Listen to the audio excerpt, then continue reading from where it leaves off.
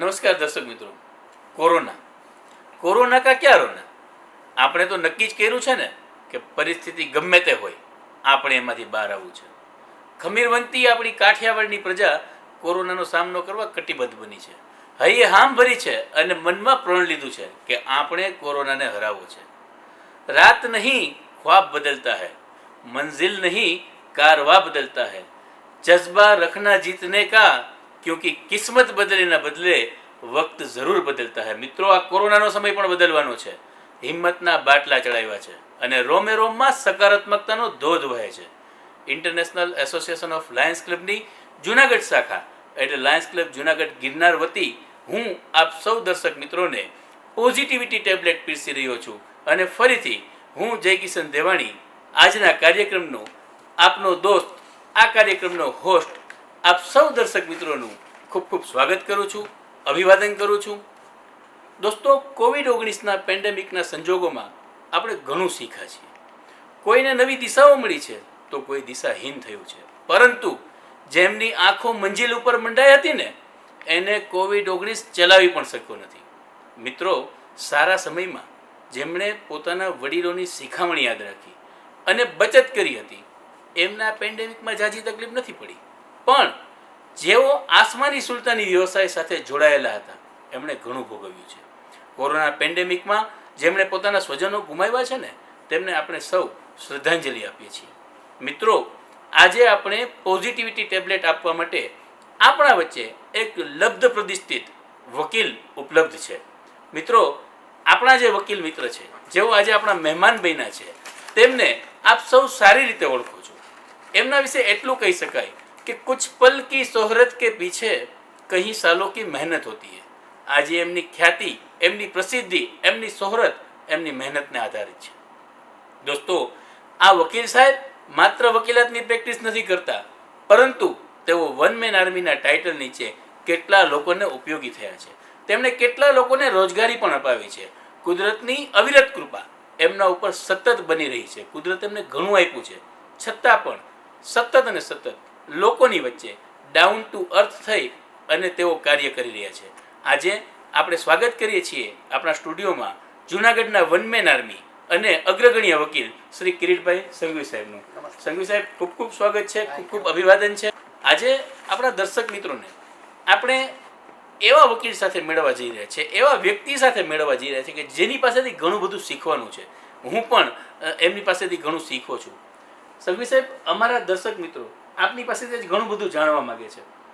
સાહેબ, અમારી પાસે જે માહિતી છે એ મુજબ આપ એક મધ્યમ વર્ગીય પરિવારમાંથી આવો છો અને આજે સફળ વકીલોમાં આપનું નામ છે અને આપ એક ઉમદા વ્યક્તિત્વ ધરાવો છો. ત્યારે સાહેબ, આપના જીવનની એવી કઈ ઘટના કે એવી કઈ લાઈફ સ્ટોરી હતી કે જે આપને વકીલાતના વ્યવસાયમાં લાવી? પહેલી વાત એ છે કે તમારે કોઈ પણ પ્રોફેશનમાં જવું હોય, ધંધામાં જવું હોય, વ્યવસાયમાં જવું હોય તો you must have a burning desire. તમારે કરવું જ છે, આ લક્ષ્ય સુધી પહોંચવું જ છે, એ તમારે નક્કી હોવું જોઈએ. જ્યાં સુધી મારી વકીલાતની વાત કરું ત્યાં સુધી LLBના 3જા વર્ષમાં તો ત્યાં સુધી મારે કોઈ દિવસ વકીલ થવું હોય તેવી મારી ઈચ્છા જ નહોતી. હું BSc ભણતો ત્યારે મારે ડૉક્ટર થવું હતું. MBBS માટે મને પણજીમાં એડમિશન પણ મળી ગયું, ગોવામાં. પણ કુટુંબે વિરોધ કર્યો કે ભાઈ આ રેગિંગ બહુ થાય છે. પછી પત્રકારિતામાં જવા માટે કોશિશ કરી તો કુટુંબે વિરોધ કર્યો કે આપણે બધા વાણિયારી, આપણે એવું પત્રકારિતા ન કરાય. મેં તો ઓકે, એટલે ભણવાનું ચાલુ રાખ્યું. LLB સાથે MSc શરૂ કર્યું કે કાંઈક આપણે રસ્તો મળશે આમાંથી. LLB અને MSc ત્યારે પાર્ટ ટાઈમ કોર્સ હતો, એટલે MSc કરી લીધું ત્યારે હું LLB પણ કરી લીધું. MScમાં ડ્રગ્સ કેમિસ્ટ્રી મારો સ્પેશિયલ વિષય હતો, એટલે એની નોકરી મને મુંબઈમાં જ મળે. પણ ગમે કારણસર મને મુંબઈની લાઈફસ્ટાઈલ, આપણે જે દેશમાં આરામથી રહીએ છીએ, મને બોમ્બેની લાઈફસ્ટાઈલ પસંદ નહોતી. એટલે મારે બોમ્બેમાં નોકરી કરવા નહોતું જવું. એટલે બીજો ઓપ્શન મારી પાસે હતો કે મારે વકીલાત કરવી. પણ વકીલાત કરવા માટે હું કોઈ માનસિક રીતે તૈયાર તો હતો જ નહીં. પણ એમ થયું કે મારી પાસે કોઈ ઓપ્શન નથી. કદાચ ભગવાને મને આટલા માટે જ કોઈ ઓપ્શન વગરનો રાખ્યો છે, એટલે મેં વકીલાતમાં કોન્સન્ટ્રેટ કરવાનું શરૂ કર્યું. અને મેં જેમ કીધું ને કે બર્નિંગ ડિઝાયર તમારી હોય કે હવે મારે આમાં વકીલાતમાં રહેવાનું જ છે, તમારે એના માટે ટોપ પર પહોંચવું. એટલે એના માટે મેં પ્રયાસો કર્યા અને આપ જુઓ છો કે સફળ વકીલ છું જ, સારા વકીલ તરીકે પણ આવ્યો એનું કારણ છે કે મારી બર્નિંગ ડિઝાયર આવી કે ના મારે વકીલ થવું છે, સારો વકીલ થવું છે, સમાજને કંઈક આપવું છે, અને એના પરિણામ રૂપે ભગવાનની કૃપા, કારણ કે એબન્ડન્ટ ફેથ ઇન ગોડ, ભગવાન ઉપર તો શ્રદ્ધા રાખવાની જ. ભગવાન ઉપરની શ્રદ્ધા હશે તો તમે ગમે ત્યાં પહોંચી જશો, અને એનો જીવતો દાખલો હું છું. ખૂબ સરસ વાત કરી કિરીટભાઈ. There should be burning desire, there must be burning desire. સાહેબ, તમારી ઈચ્છાની તાકાતની આ વાત છે કે તમે તમારા ધાયરા આયામ ત્યાં સુધી તમે પહોંચી શકો. કોઈએ સાચું જ કીધું છે, જબ હौसला बना लिया है ऊंची उड़ान का, जब हौसला बना लिया है ऊंची उड़ान का, फिर देखना फिजूल है कद आसमान का. સાહેબ, આપે પણ આકાશનું કદ જોયું નથી અને સ્કાય ઇઝ ધ લિમિટ એ રીતે આપે આપની વકીલાત વિસ્તરી છે, આપે આપના સામાજિક કાર્યો પણ સાહેબ આપે વિસ્તર્યા છે. સાહેબ, વકીલાતનો જે વ્યવસાય છે, આ વ્યવસાયની કેટલીક એવી બાબતો હોય છે સાહેબ કે જે લોકોને ખબર જ નથી. તો સાહેબ, આપની વર્ક ઇન્ડસ્ટ્રીઝની એવી માહિતી કે જે લોકો અજાણ છે, એક સફળ વકીલની પાછળ કયા કયા પરિબળો હોય છે સાહેબ, એવા પરિબળોની માહિતી આપ અમારા દર્શક મિત્રોને આપશો? વકીલાત છે ને એક મોટું એક ખૂબ જ ડાયમેન્શન વાળું ફિલ્ડ છે. એમાં તમે ઘણું કરી શકો. ફક્ત તમે કોર્ટે જાઓ અને ઓફિસમાં આવો અને બે કેસો લખો, એ વકીલાત નથી. વકીલાત છે એ એક મોટું સમગ્ર ખૂબ મોટા ડાયમેન્શન વાળું પ્રોફેશન છે. એટલે પહેલી વાત એ છે કે વકીલાત તમે જ્યારે શરૂ કરો ને ત્યારે શરૂઆતનો પીરિયડ કોઈ પણ વકીલનો, રામ જેઠમલાણીનો તમે લ્યો તો કે કોઈ પણ નો લ્યો, 5 વર્ષ એના નબળા જ જવાના છે. 5 વર્ષ સુધી કમાવાનું જ નથી. 10 વર્ષ સુધી પછી પોતે જેટલી મહેનત કરશે એટલું કમાશે, અને 10 વર્ષ પછી એને ફક્ત એના શબ્દો ઉપરથી, કલાકો ઉપરથી એને પૈસા મળશે. આ એક વકીલાતનો સામાન્ય નિયમ છે.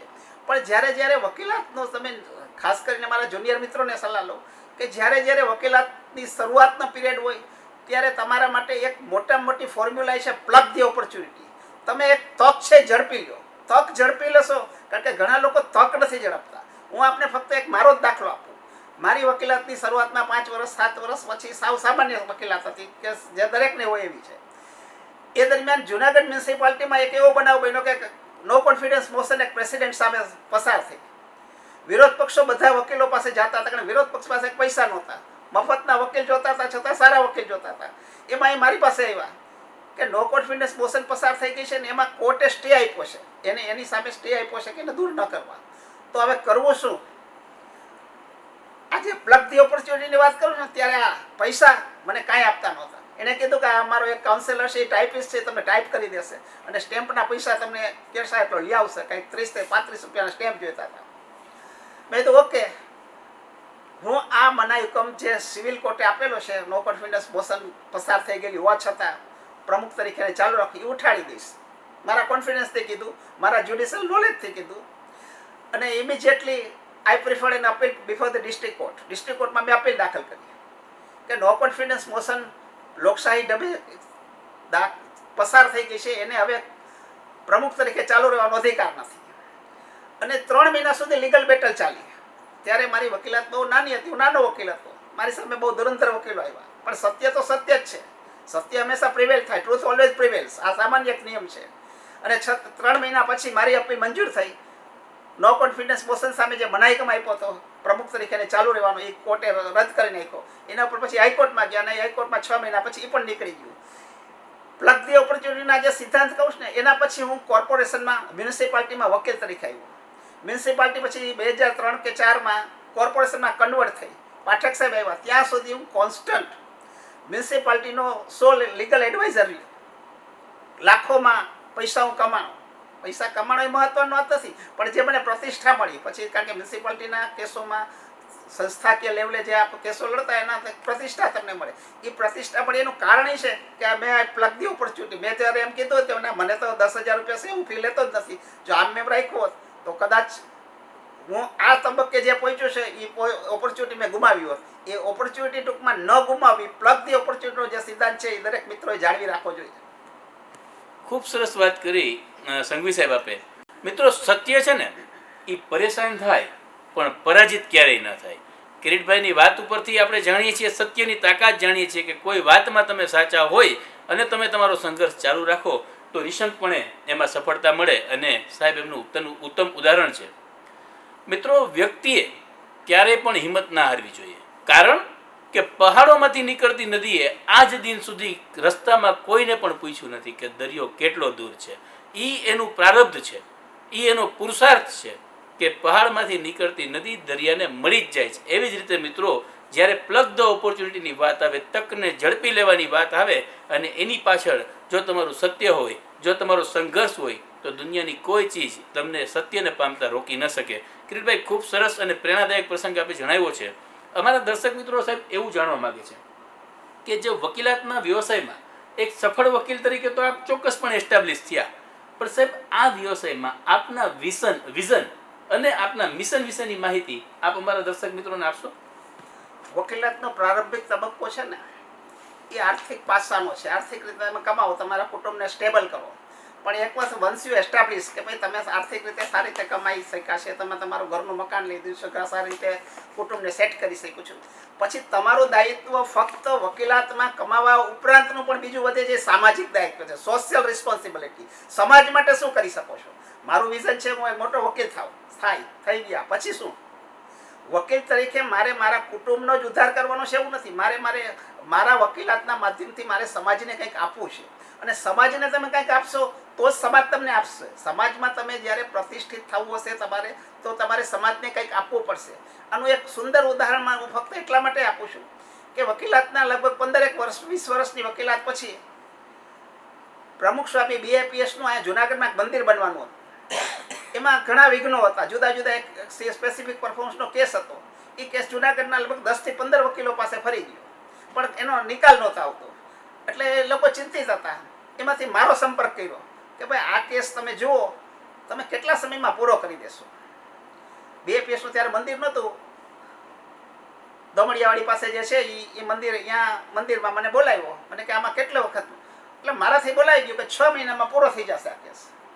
એટલે એને પ્રમુખ સ્વામીને ફોન કર્યો શાહીબાગમાં અમદાવાદ કે ભાઈ એક વકીલ છે, એને કીધું 6 મહિનામાં કેસ પૂરો થઈ જશે. એટલે પ્રમુખ સ્વામી એમ કીધું કે એને આપી દો. એટલે મને આપી દીધો કેસ. આ સામાજિક ઉત્તરદાયિત્વની વાત કરું છું. ત્યારે મને એમ થયું કે હારું, આ 6 મહિનામાં કોઈ કેસ તો પૂરો થતો નથી, કેમ થશે? ત્યારે તો હવે કેસો બહુ ઝડપથી ચાલે છે. ત્યારે તો કેસો 2-2, 5-5, 10-10 વર્ષ સુધી લંબાતા હતા. પણ મને એમ થયું કે જ્યારે મેં કીધું છે ત્યારે એમાં કંઈક ધર્મની પ્રેરણા હશે, પ્રમુખ સ્વામીની કંઈક પ્રેરણા હશે, તો હું 6 મહિના કહું ને. એટલે મેં ઓફિસમાં જઈને બરાબર નિરાતે અભ્યાસ કર્યો. એમાં એક અપીલ ફ્રોમ ઓર્ડર હતી, અપીલ હાઈકોર્ટમાં થયેલી હતી કે આ નોટ ટુ ટ્રાન્સફર, આ મિલકત વેચવીને એવો. એટલે મેં ઇમિડિયેટલી અમદાવાદના વકીલને ફોન કર્યો કે ભાઈ આપણે મિલકત ક્યાં વેચવી છે? પણ મને કહે કે જે તે સમયે અપીલ કરી છે. મેં તો એક કામ કરો, યુ વિથડ્રો ધ અપીલ, અને એમાં તમે એવું ડાયરેક્શન લઈ લો કે 6 મહિનામાં કેસ પૂરો કરી દેવો. વકીલ અમદાવાદના બહુ નામી વકીલ હતા. એણે કીધું ઓકે, તો તરત આપી દેશે. 6 મહિનામાં કેસ પૂરા કરવાનું ડાયરેક્શન આવ્યું. 6 મહિનામાં કેસ પૂરો થઈ ગયો. We won the case. અને અમે સુપ્રીમ કોર્ટ સુધી પછી કેસ જીતા. પ્રમુખ સ્વામી સાથેનો મારો પરિચય એના કારણે ગાઢ થયો. પણ પછી મને બોલાવવામાં આવ્યો કે ભાઈ આ કેસની ફી શું લેશો? એ વખતે મને એમ છે કે વધુમાં વધુ 25,000 ફી લે, અથવા વધુમાં વધુ ₹1,00,000 ફી લઈ શકો. મેં કીધું ભાઈ મારે કાંઈ ફી લેવાની નથી. એટલે પ્રમુખ સ્વામીએ આગ્રહ કર્યો કે નહીં, ફી તો લેવી જ પડે. મેં તો ફી લેવી પડે તો હું જે લખી દઉં છું એ મને ફીનો આંકડો આપજો. એટલે ઓકે. એટલે બધા ટ્રસ્ટીઓ ઘણા હાજર હતા શાહીબાગમાં. એટલે મેં લખી દીધું એક ચિઠ્ઠી, મને પ્રમુખ સ્વામીને આપ્યું. પ્રમુખ સ્વામી હસીને આ બાજુ મૂકી દીધું. બધા ટ્રસ્ટીઓને ચિંતા થઈ કે આ શું થઈ ગયું હશે, આ ફીનો કયો આંકડો લખ્યો છે? પ્રમુખ સ્વામી તો હસીને મૂકી દીધું. આ હવે આપણે તો આપવા જ પડે. આમાં 15 લાખનો આંકડો લખ્યો, 5 લાખનો. ટ્રસ્ટીઓ બહાર નીકળીને મને પૂછ્યું કે તમે શું આંકડો લખ્યો, અમારે એકાઉન્ટન્ટને કહેવું પડે. એટલે મેં કીધું કે મેં એવું લખી દીધું હતું કે પ્રમુખ સ્વામી જ્યારે જુનાગઢ પધારે ત્યારે મારા બંગલે કે મારા ફ્લેટમાં પગલાં કરે. શું વાત છે? અને પ્રમુખ સ્વામી એગ્રી. અને એ જે બાઈ વાત, ટૂંકમાં તમે પૈસાની પાછળ ન દોડો. માનો કે ત્યારે મેં 25,000 લઈ લીધા તો ₹1,00,000 લઈ લીધા હોત તો મને આ પ્રમુખ સ્વામીના આશીર્વાદ મળે.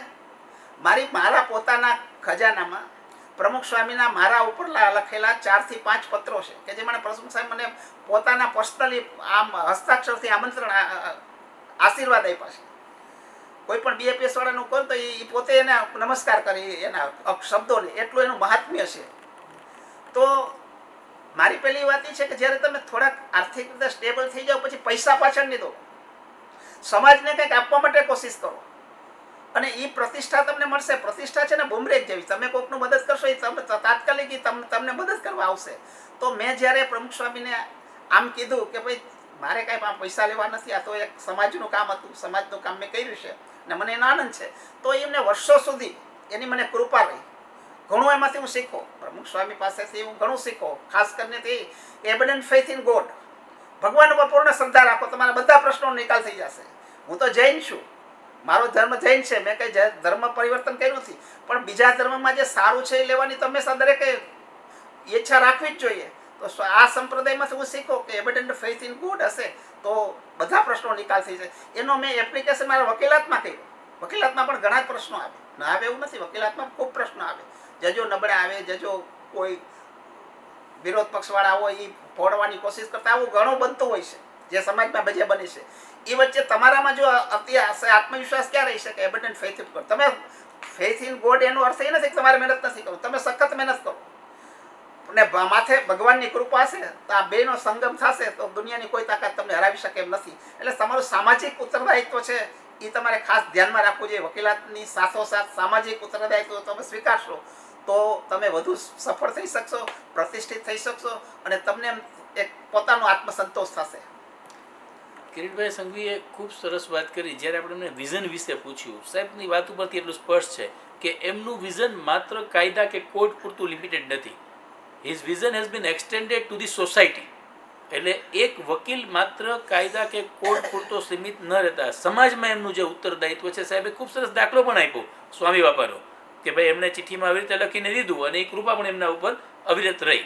જે શબ્દોના મહત્વની સાહેબ આપે વાત કરી, કોઈએ સરસ કીધું છે કે શબ્દ જ્યાં સુધી વિચારેલો છે ને ત્યાં સુધી અમૂલ્ય છે, પણ જો એ શબ્દ તમારા મુખમાંથી સરી ગયો સાહેબ તો એ શબ્દ કિંમતી થઈ જાય છે. વિચારેલો શબ્દ અમૂલ્ય છે પણ એક વખત નીકળી ગયો પછી એ કિંમતી થાય છે. એટલે અમૂલ્ય અને કિંમતી વચ્ચેનું જે તફાવતની વાત હતી એ પણ સાહેબે ખૂબ જ સરસ રીતે સ્વામી બાપાના ઉદાહરણ સાથે આપણે સમજાવી છે. સાહેબ, વકીલાત સિવાય આપની એવી પર્સનલ લાઈફમાં કોઈ ઘટના બની હોય કે જે આપને ઘણું શીખવી ગઈ હોય કે જે આપ શીખ્યા છો એનો કોઈ મેસેજ આપ અમારા દર્શક મિત્રોને આપવા માંગતા હોય? વકીલાત એક છે ને બહુ બિઝી વ્યવસાય છે. જો તમે સક્રિય વકીલાત કરો ને તો પહેલી વસ્તુ તમારો લોસ ઓફ ફેમિલી લાઈફ. તમે ફેમિલી લાઈફ એન્જોય કરી શકો એવી પરિસ્થિતિ રહેતી નથી. તમે સફળ વકીલ થાવ એટલે પછી આર્થિક પાસું નથી. આજે હું વકીલાત બંધ કરી દઉં તો મારી પાસે સલાહ લેવા એટલા લોકો આવવાના છે કે મારે એને સલાહ આપવી જ પડે. કારણ કે બધી સલાહો કાંઈ આર્થિક ધોરણે અપાતી નથી, સંબંધોના ધોરણે પણ અપાતી હોય છે.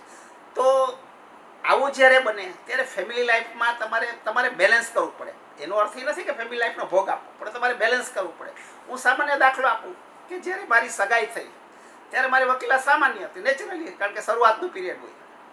ત્યારે મેં મારી પત્ની, એટલે ત્યારે મારી પત્ની જે થવાની હતી એને મેં પહેલી વાત કીધી કે ભાઈ હું જ્યારે લગ્ન થયા પછી મારી વકીલાત જામે સારી થાય ત્યારે ફેમિલી લાઈફમાં એટલો બધો તમને સમય આપી નહીં શકું, પણ અત્યારે સગાઈ અને લગ્ન વચ્ચેનો સમય એવો છે કે વી કેન એન્જોય ઇટ. તો કે શું કરવું? મેં કીધું બોમ્બેમાં આપણે જઈએ. બોમ્બેમાં અમે 15 દિવસ રહ્યા. We have enjoyed. આખા બોમ્બેમાં બધું જોયું, બધું એક સાથે રહ્યા, એકબીજાને સમજવાનો પ્રયાસ કર્યો. એટલે ફેમિલી લાઈફને બેલેન્સ કરવા માટેના જે જુદા પ્રયાસો કરવા પડે એ કરવા પડે વકીલાતમાં.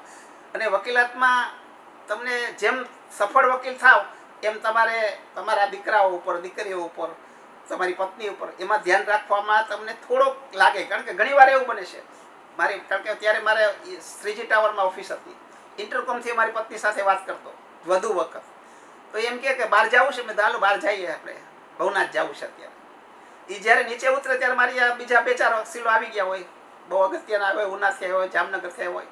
તો હું કહું ભાઈ આજે તો નહીં જવાય. એટલે એ તૈયાર ડ્રેસે, પોતે ડ્રેસ પહેરીને આવ્યો હોય, એને પણ વયા ગયા હોય, પણ એ પણ સમજી ગયા. એટલે ફેમિલી લાઈફમાં બેને પક્ષો સમજી જાય તો પ્રશ્ન ના આવે. આવા પ્રશ્નો અવારનવાર બનતા હોય છે, પણ we have to adjust it.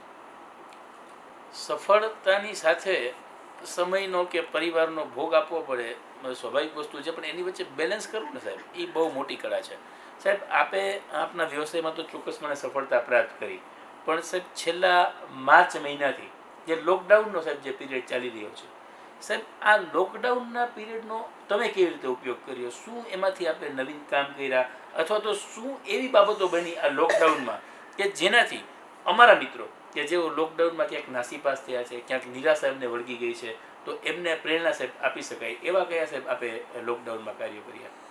લોકડાઉનના પીરિયડ છે ને છેલ્લા 3 થી 4 મહિના એ હું તો સુવર્ણકાળ ગણું છું. કારણ કે વકીલાતના વ્યસ્ત સમયમાં તમે ઘણી એવી પ્રવૃત્તિઓ હોય કે પ્રવૃત્તિ તમે કરી શકતા નથી, કરવાની ઈચ્છા હોય. માનો કે મારે પ્રમુખ સ્વામી સાથેના મારા સંસ્મરણોની મેં એક બુક લખી, ડિવાઇન એક્સપિરિયન્સ વિથ પ્રમુખ સ્વામી. મેં એની એ બુક કરી, પણ હું એને પ્રિન્ટિંગ મીડિયામાં જઈ શક્યો જ નહીં, કારણ કે મને ટાઈમ નહોતો. આ લોકડાઉનમાં મેં પ્રિન્ટિંગમાં મૂકવા માટેના બધા તૈયારી કરી. બધા મારા ફોટા, બધા મારા આલ્બમમાંથી ફોટા કાઢ્યા, પ્રમુખ સ્વામી સાથેના ફોટા હોય, મંદિરમાંથી મગાવ્યા. આ મેં તૈયારી કરીને મેં એક પ્રિન્ટમાં મૂકી દીધી બુકમાં, ટૂંક સમય એ બહાર પડશે. આ એક કરી. પછી એ સિવાય ફિલ્મી ગીતો સાંભળવાનો શોખ હતો. મેં અત્યાર સુધીમાં અમારા લાઈફમાં પિક્ચરો જોયા હોય તો 10થી વધુ નથી. શોખ છે પણ નથી જઈ શકાતું. એ દરમિયાન મારી બેને મારો બંગલાનું ઓપનિંગ થયું, મને સારેગામાં પ્રેઝન્ટ આપ્યું. સારેગામાં જે આવે છે એમાં 5,000 ગીતો, 5 લાખ જેટલા ગીતો કહે છે. તો મેં આ લોકડાઉનના પીરિયડમાં પહેલી વાર સારેગામાં સાંભળ્યું. એમાં જગજીત સિંહની આટલી સુંદર ગઝલો છે, જગજીત સિંહ ચિત્રાની ગઝલો છે, મહેન્દ્ર કપૂર, લતાજી, બધા જે લોકો મારા ફેવરિટ હતા એ બધું મેં સાંભળ્યું. તો મને એકદમ એન્જોય થયો કે ના, મારી જે પ્રવૃત્તિમાં હું સમય નહોતો કાઢી, આ સમયમાં કાઢી શકું. ત્રીજી વાત લોકડાઉનમાં સૌથી અગત્યની છે, જે બધાએ માણી છે, એ કે you have enjoy your family life. મારી પત્ની શું છે, મારી પત્ની શું કામ કરે છે. હું વકીલાત કરું છું ત્યારે હું ગૌરવ લેતો, હું તો 14 કલાક કામ કરું છું. પણ પછી મને એમ થયું કે 14 કલાક નહીં, મારી પત્ની તો 15 કલાક કામ કરે છે. આ હું સવારથી જોઉં છું, કારણ કે પહેલાં તો હું છે 8 વાગ્યામાં ઓફિસમાં આવી જાઉં, રાતના 12 વાગે આવવાનું, વચ્ચે શું કરે છે આપને કંઈ ખબર નથી. તો મારી પત્ની અને બાળકો પણ મારે સતત વચર્યું કે એ લોકોને અત્યાર સુધી હું એપ્રિશિએટ કરી શક્યો નથી, પણ દે રિક્વાયર્ડ ટુ બી એપ્રિશિએટેડ. મારો દીકરો આટલું કામ કરે છે, મારી પત્ની આટલું કામ કરે છે. અને પત્ની તો હું એમ માનું છું કે એ હાઉસવાઈફ છે, એ ખરેખર તો કોઈ પણ આઈએસ કરતાં પણ વધુ કામ કરે છે. એ પહેલી વાર મને ખ્યાલ આવ્યો. એટલે લગ્ન બાદ જે ફેમિલી લાઈફ એન્જોય કરવાની હોય, ફેમિલીને એપ્રિશિએટ કરવાનું હોય, એ પ્રસંગ પહેલી વાર આવ્યો. અને એમ થયું કે આખી લાઈફમાં આપણે આ એક મિસ કર્યું હતું, અને ભગવાને એક ઓપોર્ચ્યુનિટી આપી છે, અને એ ઓપોર્ચ્યુનિટીનો મેં ખૂબ જ સારો ઉપયોગ કર્યો. ખૂબ જ એને ઓબ્ઝર્વ કર્યું કે ના, આપણે વકીલાતમાં બહુ મોટા છીએ એવું માનવાનું કારણ નથી, આપણા કરતાં પણ મહાન છે. આ લોકોએ જે ભોગ આપ્યો છે એ ભોગના પરિણામે કદાચ આપણે આગળ આવ્યા છીએ, અને એ આપણે કારણ ભૂલવું ન જોઈએ. એ બધો એટલે જે શોખો હતા એ શોખો મેં કલ્ટિવેટ કર્યા. મારી લાઇબ્રેરીમાં ઘણા પુસ્તકો હતા. પુસ્તક મેળવો એટલે હું 200, 500, 700 પુસ્તકો લઈ આવું. વાંચવાનો ટાઈમ ન હોય. ઘણા પુસ્તકો મેં જોયા. પછી મેં મારી પત્નીને કીધું, આ પુસ્તક આપણે કઈ દિવસે લીધું? મને કે આ તો ઓલા પુસ્તક મેળામાં રોટરી ક્લબમાં તો ત્યારે લીધું છે. તો આવી રીતે પુસ્તકો જે વાંચ્યા વગરના પીડા છે બધાએ વાંચી લીધા. ગંગા સતીનો મને ખૂબ જ શોખ હતો. ગંગા સતી વિશે હું રિસર્ચ પોતે કરું છું. ગંગા સતી એના વિશે મેં એક આર્ટિકલ સૌરાષ્ટ્ર ટીવીમાં વાંચ્યો હોય તો આર્ટિકલ આવ્યો. એ ગંગા સતીના 52 જ ભજન છે. 52 ભજનો મેં નિરાતે વાંચ્યા. એના પર બ્રહ્મવેદાંતજી, જે માંગરોળવાળા બ્રહ્મવેદાંતજી છે, એને જે કોમેન્ટ્રી કરી એ પણ વાંચી. અને મને એમ થયું કે ખરેખર દુનિયામાં આપણે ઘણું મિસ કરતા હતા. એ આપણે આ લોકડાઉનના સમયે આપણે એક મોટી ઓપોર્ચ્યુનિટી આપી છે. અને એમ ગંગા સતી એ જે પોતાને ભજનો કહે છે, 52 ભજનો, એનું પોતાનું મારું તાત્પર્ય કાઢીને મેં પોતા આર્ટિકલ તૈયાર કર્યા. મેં પોતે એક બુક માટેના પ્રયાસો શરૂ કર્યા છે. એટલે એમાં પણ મને ખૂબ આનંદ આવ્યો. એટલે આપણી જે હોબી છે, જે આપણે દબાવી દીધેલી હોય છે બીકોઝ ઓફ ધી આપણે વર્કિંગ સ્ટાઇલ, તો એ બધામાંથી આપણે બહાર આવી અને આપણે આ બધા પ્રયાસો કર્યા. ટીવી જોવાનો મને કોઈ શોખ નહોતો, તો ટીવી સુશાંતનો કેસ અત્યારે તમે મને કહો તો આખો મને બોઢે છે. કારણ કે સુશાંતમાં શું થયું છે, કદાચ મને એમ થાય કે સુશાંતના કેસમાં અમને વકીલ રાખી લે તો કેસ ચલાવી શકું, એટલી મારી જાણકારી આવી ગઈ. બીકોઝ કે આ સોશિયલ મીડિયામાં, એટલે સોશિયલ મીડિયા કોઈ ખરાબ નથી. સોશિયલ મીડિયાથી તમે ઘણું જાણી શકો. સોશિયલ મીડિયા ઉપર પણ તમે પ્રવૃત્ત હો તો પણ તમે આ દુનિયાભરના કરી શકો. એ મને પહેલી વાર જ્ઞાન થયું કે ના, સોશિયલ મીડિયા પણ ખૂબ જ ઉપયોગી છે. એના માઇનસ પોઈન્ટ હશે, યંગ જનરેશનને બગાડવામાં પણ હશે, પણ એના જે ફાયદા છે પણ અગણિત ફાયદા છે. એટલે આવા સમયમાં આ ફાયદાઓ પણ મેં લીધેલા છે. સાહેબ, લોકડાઉનની અંદર આપણે જે આપની વાત કરી કે આપણે પુસ્તકો વાંચ્યા, આપણે સંગીત માણ્યું, ફેમિલી લાઈફ પણ આપણે જાણી, આપના પરિવારના સભ્યોનું તમારા પ્રગતિમાં કેટલું કોન્ટ્રીબ્યુશન છે એને આપણે જાણ્યું, આપણે એપ્રિશિએટ કર્યું. પણ સાહેબ, દર્શક મિત્રો એ જાણવા માગે છે કે લોકડાઉનની અંદર સમાજમાં સાહેબ જે પરિસ્થિતિનું નિર્માણ થયું, એમાં દરેક વર્ગ આવી જાય સાહેબ, કથી લઈને જ્ઞ સુધીનો દરેક વર્ગ. એમાં આર્થિક રીતે નબળો વર્ગ પણ હોય, મધ્યમ વર્ગીય પણ હોય, અપર મિડલ ક્લાસ લોકો પણ હોય. સાહેબ, આ લોકોની સાથે જે કંઈ પણ ઘટનાઓ લોકડાઉનની અંદર ઘટી છે, એને એક વકીલ તરીકે અથવા તો એક સમાજમાં એક જવાબદાર નાગરિક તરીકે સાહેબ તમે એને કેવી રીતે જુઓ છો? આ લોકડાઉનને કારણે છે ને આપણે ઘણું શીખવા મળ્યું છે, આપણે એટલે આખા સમાજને. પહેલી વાત તો છે ને બચતની મહત્વ. આપણા બધા પૂર્વજો કહેતા ને કે બચત કરવી જોઈએ. ઇટાલી, સ્પેન બધા ના સાફ થઈ ગયાનું કારણ છે કે અહીંયા કોઈ બચતનો કોઈ કોન્સેપ્ટ જ નથી. બચતનો કોઈ કોન્સેપ્ટ યુરોપના કન્ટ્રીમાં છે જ નહીં. જે કમાઓ ને જલસા કરો ને વાપરી નાખો. આપણે આ ઇન્ડિયામાં જ હતો કે ભાઈ આપણા બાપ દાદાઓ પૂર્વજો બધા એમ કે આપણે એમ કહેવાતું 7 પેઢી હાલે એટલું કમાયેલું. એનો હેતુ જ એ છે કે આપણે બચત કરવાનો હતો. એટલે બચત કરવાનો કોન્સેપ્ટ જેમનો હતો, જેમને એ કલ્ટિવેટ કર્યો, એને આ 3 મહિના 4 મહિના 5 મહિનામાં કોઈ તકલીફ પડી જ નથી. કારણ કે કોઈ પણ માણસ પોતે જિંદગીભર કમાતો હોય તો 4-6 મહિના પોતાનું ગુજરાન ચલાવી શકે એટલું કમાઈ શકે. એટલે એ મુશ્કેલીઓ કોઈને આવી નથી. એટલે બચતનો કોન્સેપ્ટ છે ને એ ડેવલપ કરવો જોઈએ. હવે પછીમાં જ્યારે પણ આવી મુશ્કેલી થાય એના માટે સજ્જ રહેવા માટે. બીજી વાત છે કે આ સમયમાં સાવ મધ્યમ વર્ગ કરતાં પણ જે ગરીબી રેખાની નીચે જીવે છે એને તો તકલીફ ખરેખર પડી છે. કારણ કે રોજે રોજનું ખાવાનું છે. એને તો બચત કરવી હોય તો પણ બચત કરી શકે એમ નથી. ત્યારે જે NGO સંસ્થાઓ છે એને જે રોલ ભજવ્યો છે, બધી સંસ્થાઓ, NGOમાં આપણે કોઈ નામ નથી લેતું, દરેક સંસ્થાઓએ જ્યાં સુધી જુનાગઢ જિલ્લાને લાગે વળગે છે ત્યાં સુધી તો મને એમ લાગે છે કોઈ ભૂખું સૂતું હોય એવું બન્યું નહીં હોય આપણે જુનાગઢમાં કે જિલ્લામાં. કારણ કે શૈક્ષણિક સંસ્થાઓએ ખૂબ જ મદદ કરી છે. ફૂડ પેકેટથી માંડીને કિટ્સ વિતરણમાં સંપૂર્ણપણે આપણી સંસ્થાઓએ ભાગ લીધેલો છે. એટલે જે ગરીબ વર્ગ છે એના માટે NGO, ધાર્મિક સંસ્થા, ધાર્મિક પણ ખરા, ધાર્મિક સંસ્થાઓએ પણ મંદિર બંધ કરીને આમાં કામમાં જોડાઈ ગયા છે. એ પણ એક બહુ જ આવકારણીય ઘટના છે, ખૂબ જ સરાહનીય ઘટના છે અને આપણે એને પણ એપ્રિશિએટ કરવું જોઈએ. તો લોકડાઉનના કારણે આવા ઘણા જ બનાવો બન્યા છે અને એમાં આપણે ઘણું શીખવા મળ્યું છે. સંઘવી સાહેબ, એક વખત એટલે લગભગ અંદાજિત 8 થી 10 વર્ષ પહેલાં એક ન્યૂઝપેપરમાં આપનો એક લેખ હતો. એમાં એક લાઈન મેં પણ વાંચેલી હતી કે ન્યાયાલયને દેવાલય માને એ જ સાચો વકીલ. એટલે સાહેબ વકીલાતનો જે વ્યવસાય છે સાહેબ, એ વકીલાતનો વ્યવસાય સામાન્ય જનતાને બરાબર કેવી રીતે સ્પર્શે છે? માની લો કે એક નાનો એવો માણસ છે કે જે સમાજમાં કોઈ નાની એવી આર્થિક પ્રવૃત્તિ, ઉપાર્જનની પ્રવૃત્તિ કરે છે, સપોઝ દાંતણ વેચે છે, તો સાહેબ એને કાયદો કેવી રીતે સ્પર્શે છે? સાહેબ આના વિશે ટૂંકમાં અમારા દર્શકોને જણાવશો? ખરેખર કાયદો એવી છે ને, કાયદો એટલે કોર્ટ, વકીલ એ માનવાનું કંઈ કારણ જ નથી. કાયદો છે ને વાસ્તવિક રીતે જે બંધારણ ઘડ્યું છે અને એના અનુસંધાનમાંથી આપણે કાયદાઓ ઘડ્યા છે. એક જીવન જીવવાની પદ્ધતિ છે. કારણ કે દરેક માણસ પોતાની રીતે ચાલે નહીં, પોતાની રીતે અર્થઘટન કરે નહીં, એટલા માટે કાયદા બનાવવામાં આવ્યા છે. એ કાયદાનો અર્થઘટન કરી અને દરેક માણસ સારી રીતે જીવી શકે. માનો કે એક દાંતણવાળા છે તો એને એ જ્યાં બેસે છે ત્યાં બેસવાનો એને અધિકાર છે કે નહીં? બેસવાનો અધિકાર છે તો કોર્પોરેશનવાળા અહીંયાથી રોજના 5 રૂપિયા લઈ જાય છે તો એ 5 રૂપિયામાં એને કયો અધિકાર છે? એને ક્યારે મળે? કે થોડુંક કાયદાનું જ્ઞાન હોય. કાયદાનું જ્ઞાન છે એ વકીલ પાસે રહીને શીખવાનું નથી, કોમન સેન્સથી શીખવાની જરૂર છે. માનો કે આપણે માથાનો દુખાવો થાય તો આપણે એસ્પ્રો લઈ લઈએ, એસિડિટી થાય તો જેલ્યુસિન લઈ લઈએ. એમાં કોઈ આપણે ડૉક્ટરને પૂછવા જતા નથી, કારણ કે તબીબી શાસ્ત્રનું આપણે પાયાનું જ્ઞાન છે. એમ જેમને કાયદાનું સામાન્ય જ્ઞાન હોય ને દરેક લેવું જોઈએ. એટલા માટે આ લીગલ શિબિરો કરવામાં આવે છે, અવેરનેસ માટે NGO જુદા જુદા પ્રયાસો કરે છે. વર્તમાનપત્રમાં પણ આની કોલમો આવે છે.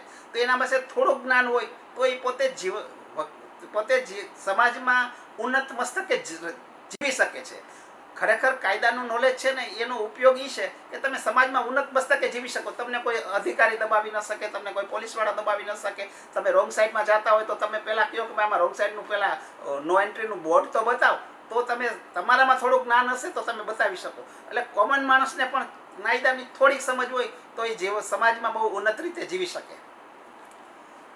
મિત્રો, આપણે સૌ જાણીએ છીએ કે કિરીટભાઈ સંઘવી પોતે પણ એક NGO ચલાવે છે, વન મેન આર્મીના નામથી. વન મેન આર્મીના કિરીટભાઈ પોતે સંયોજક છે. સાહેબ, વન મેન આર્મી છે એ લોકો વચ્ચે કેવી રીતે લોકોને ઉપયોગી થાય છે સાહેબ, એના વિશે જણાવશો? 2003ના સાલમાં મેં જોયું કે વકીલાતની સાથે સાથે પણ થોડીક સમાજ સેવા કરવી જોઈએ. એટલા માટે મેં એક વન મેન આર્મી કરીને, વન મેન આર્મી એક મારું નામ છે, એટલે એમાં પ્રમુખ એ, ઉપપ્રમુખ એને ટૂંકમાં બધું કરવાનું, સંચાલન કરવાની મારી જવાબદારી. અને મોટા ભાગે વન મેન આર્મીમાં એવા કેસો લીધા કે જે હું કોર્ટના માધ્યમથી ન્યાયના માર્ગથી ઉકેલી શકું. એમાં પહેલો કેસ આવ્યો કે જુદી જુદી વેહિકલ્સ ઉપર જુદા જુદા લાઇટ હતી. માળિયા તાલુકા પંચાયતના 20 મુદ્દા અમલીકરણનો પ્રમુખ હોય એ પણ લાઇટ રાખી. મેં કીધું લાલ લાઇટ આટલી બધી કેમ રાખાય? મોટર વ્હીકલ એક્ટ વાંચ્યો તો ખબર પડી કે 14 પદાધિકારીઓ, ફક્ત 14 એ જ લાલ લાઇટ રાખી. એમાં પહેલા ભારતના રાષ્ટ્રપતિ આવે ને છેલ્લા છે ઇલેક્શન કમિશનના હેડ આવે, સુપ્રીમ કોર્ટના જજ, હાઈકોર્ટના જજ, મિનિસ્ટર, આ સિવાય કોઈ ન રાખી શકે. એટલે આઈ રોટ ટુ ધી ગવર્મેન્ટ, ભારત સરકારને લખ્યું, આરટીઓ ડિપાર્ટમેન્ટ લખ્યું, યુનિયન ઓફ ઇન્ડિયા લખ્યું, બધાને લખ્યું, બધાએ જવાબ આપ્યો કોઈ ન કરે, પણ છતાંય દેખાય તો છે જ. તો કે ભાઈ અમે પગલાં લઈ શક્યા છે, છતાંય રાખે છે. એટલે I file the petition before the high court. હાઈકોર્ટમાં પિટિશન દાખલ કરી કે ભાઈ આનો મિસયુઝ થાય છે. કારણ કે એક લાલ લાઇટ છે ને એક અહંકારનું પ્રતીક બની ગયું. હું લાલ લાઇટમાં બેઠો છું. ખરેખર લાલ લાઇટનો હેતુ તો એ છે કે એ જે પદાધિકારી છે એ એક સન્માનની વ્યક્તિ છે એવું બતાવવા માટેનું છે કે રાષ્ટ્રપતિ છે ભાઈ, આમાં એની સિક્યોરિટી માટે છે. પણ આ તો એક અહંકારનું પ્રતીક બની ગયું. એટલે હાઈકોર્ટે ફક્ત પિટિશન દાખલ થઈ અને 3 લીટે જ ઓર્ડર કરી દીધો કે 14 પદાધિકારી છે કોઈ લાઇટ રાખવી નહીં. એનું અમલીકરણ થતાં બહુ વાર લાગી, પણ છતાં અમલીકરણ થઈ ગયું. આ એક સમાજ સેવા છે. પછી બીજી વાત આવી નવરાત્રિની. નવરાત્રિના સમયમાં આપણે ગરબા લઈએ છીએ. ખરેખર માતાજીના અનુષ્ઠાનનું આ એક પર્વ છે, પણ હવે આપણે ડિસ્કોમાં ફેરવી નાખ્યું. એ વાંધો નહીં, નવું વર્ગ છે, સારી રીતે એન્જોય કરે, એમાં પણ વાંધો નથી. પણ સમય મર્યાદા 12-4 વાગ્યા સુધી એ થાય, એની સોશિયલ ઇમ્પેક્ટ બહુ ખરાબ હતી. સોશિયલ ઇમ્પેક્ટનું દીકરીઓ ભાગી જવાના બનાવ બન્યા, એબોર્શનના પછી બનાવ બન્યા, આવું બધું આપણે બધા જાણીએ છીએ. તો આનું શું કરવું? ખરેખર તો આ એક સામાજિક સમસ્યા હતી, પણ સામાજિક સમસ્યાને કાયદામાં કેમ ઢાળવી? એટલે પછી અમે નોઇઝ પોલ્યુશન એક્ટ કરીને એક કાયદો છે કે રાતના 12 વાગ્યા પછી, આમ તો 10 વાગ્યા પછી, પણ નવરાત્રિના સમયમાં 12 વાગ્યા સુધી કોઈ પણ પ્રકારે માઇક રાખી શકાય નહીં. એટલે I file the petition, one man army તરીકે પિટિશન દાખલ કરી કે ભાઈ આ રાત્રિના સમયમાં આવું થાય છે. એટલે તરત જ ચીફ જસ્ટિસે કીધું ભાઈ આને લાઇસન્સ આપવામાં આવે છે એમાં તો 12 વાગ્યાનું જ લખે છે. કીધું 12 વાગ્યાનું લખે, અમલીકરણ થતું નથી. એટલે તુરત જ એને ત્યારે જુનાગઢના ડીએસપી અમદાવાદમાં કામસર હતા. મેં કીધું ભાઈ જુનાગઢ ડીએસપી છે અહીંયા જ છે અત્યારે. એટલે એને ઇમિડિયેટલી સરકારી વકીલને કીધું ભાઈ તમે નંબર આપીને બોલાવો. બપોરના બોલાવ્યા એને કીધું કે ભાઈ કેમ છે? તો કે ભાઈ આ તો ધાર્મિક આસ્થાનો પ્રશ્ન છે, અમે ઘણું કરીએ છીએ પણ 12 વાગ્યા પછી ચાલુ જ રહીએ છીએ અને આવા બનાવો બને છે. ઇમિડિયેટલી હાઈકોર્ટે પાસ ધી ઓર્ડર અને એની અમલીકરણ શરૂ થઈ ગયું. આપણે જુઓ છે કે 12 વાગ્યા પછી સામાન્ય 12 નહીં તો 1 વાગ્યા સુધી બંધ થઈ જાય. આનો હેતુ કોઈ પર્વને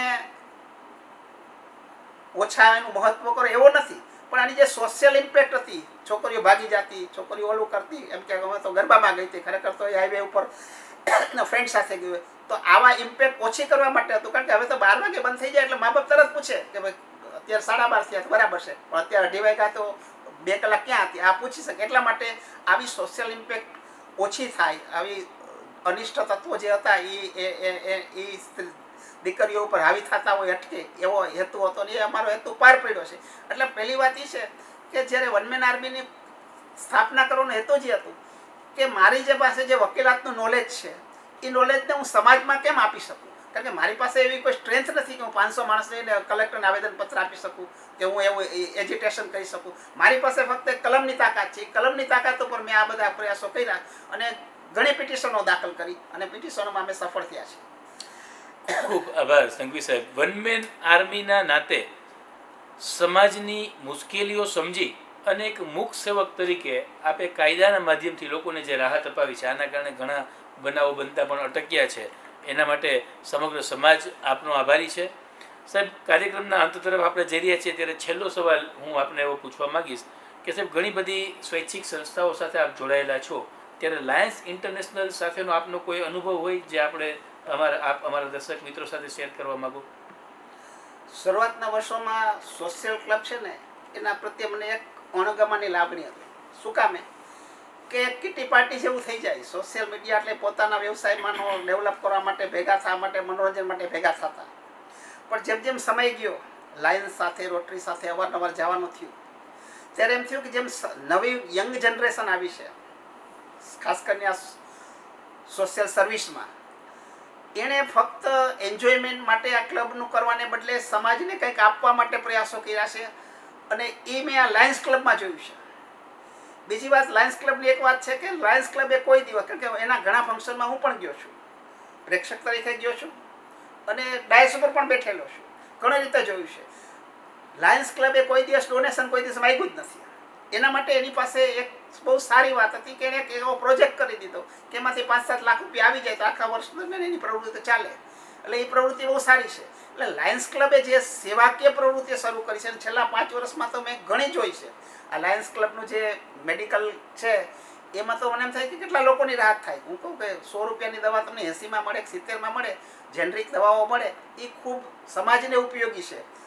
મારું પોતાનું કહું તો મને હરનિયાની દવા હું 510 રૂપિયાની લેતો, અત્યારે હું 102 રૂપિયાની લઉં છું જેનરિક. એ જ દવાઓ, એ જ કન્ટેન્ટ્સ, તો સમાજને કેટલો બધો ફાયદો થાય. એટલે લાયન્સ ક્લબે જે સામાજિક સેવાઓ કરી છે, એને સબપેટી મૂકી છે, આવી ઘણી પ્રવૃત્તિઓ કરી છે. તો એ પ્રવૃત્તિઓ છે, એ પ્રવૃત્તિઓથી એનું સમાજમાં ખૂબ જ ઉન્નત સ્થાન થયું છે. લાયન્સ ક્લબને આજે એક જુનાગઢમાં જ નહીં પણ સમગ્ર વિસ્તારમાં એક માનભરી રીતે જોવાય છે. એટલા માટે નહીં કે એ શું પ્રવૃત્તિ કરે, પણ એ સામાજિક રીતે સમાજને શું આપે છે એ લોકોએ જોઈ અને લાયન્સ ક્લબને ખૂબ જ વધાર્યું છે. લાયન્સ ક્લબ પ્રત્યે આદર ભાવ રાખ્યો છે. બાકી તો સોશિયલ ક્લબ હોય, મારી સોશિયલ ક્લબ હોય, હું બધા મિત્રો મળીને આનંદ કરીએ, એમાં બીજા લોકોને કાંઈ નિસ્બત ન હોય બીજા લોકોને. પણ જ્યાં સુધી લાયન્સ ક્લબ છે, અને ખાસ કરીને લાયન્સ ક્લબ જુનાગઢ છે, એ ખૂબ જ સુંદર સમાજ ઉપયોગી પ્રવૃત્તિ કરે છે, માટે એ અભિનંદનને પાત્ર છે.